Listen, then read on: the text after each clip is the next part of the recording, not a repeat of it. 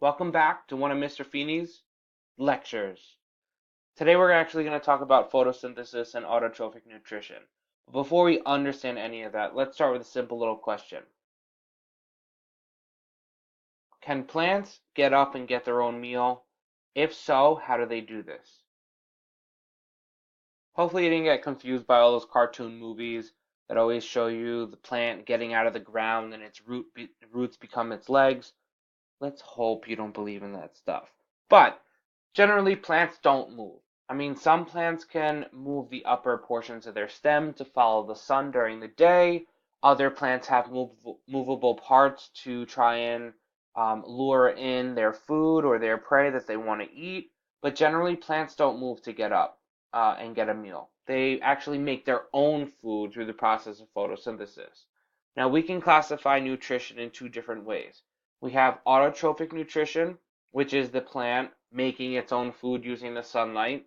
And then also you have to think about the beginning word. Auto means by itself. So, by autotrophic, it's making its own food to feed itself versus heterotrophic, like this giraffe relying on the plant for food sources. Hetero meaning different, so therefore it relies on an outside source for food. Going a little bit further with autotrophic nutrition. Plants perform the life function of photosynthesis in order to make food. Now, this food specifically is made from inorganic compounds such as carbon dioxide and water, and using the energy from the sunlight converts it to an organic molecule. And that food source is something we've been talking about for a couple months already. Glucose, C6H12O6. This is the golden molecule that pretty much everything or life processes kind of revolve around. Just to help you out, how about you take a moment and copy this down if you didn't already in class? But this is a nice little flow chart that shows you what's going on before we get to the next process that we're going to start next week.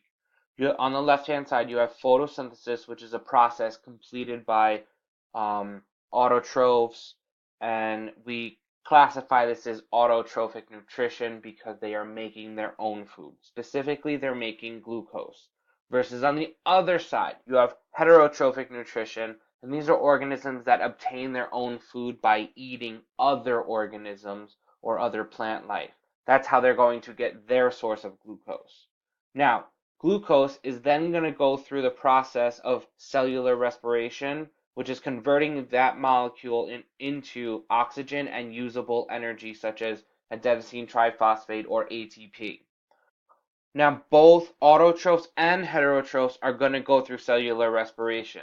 The only difference is autotrophs are making their own glucose molecules to be used in cellular respiration versus heterotrophs that need to find that glucose from another source.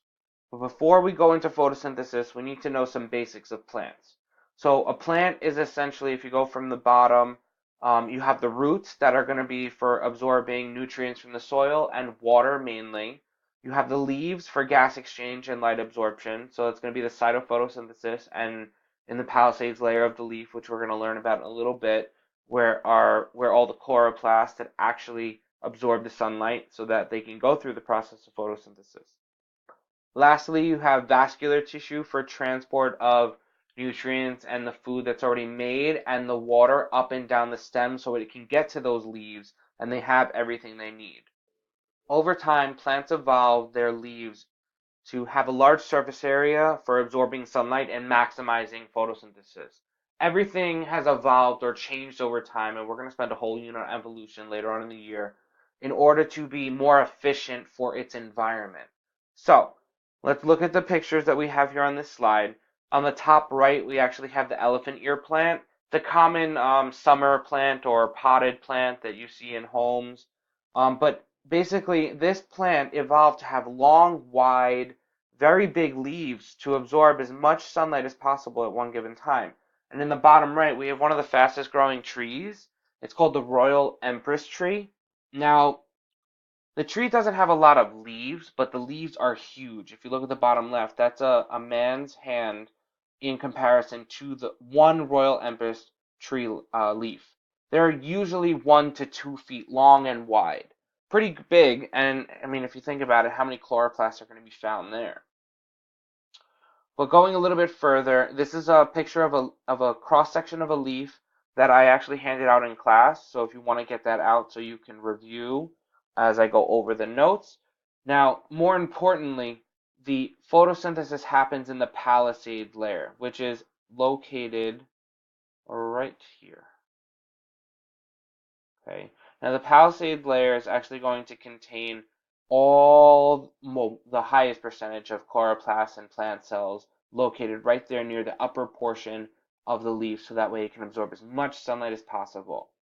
Next up, you have the spongy mesophyll layer, which is basically a porous area of the leaf right after the stomata that has a bunch of holes going through it. Think of a sponge, it has a bunch of holes going through it. This is going to allow for that gas exchange to occur.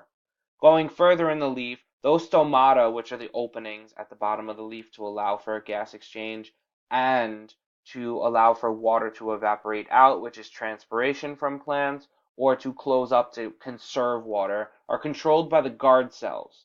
Okay, those little red dots in that picture right there are the guard cells, and the spaces that open up to the spongy mesophyll are the stomata. The top of the leaf, or top of any leaf, actually has a layer of waxy covering called the cuticle. It's to prevent water loss or too much water loss.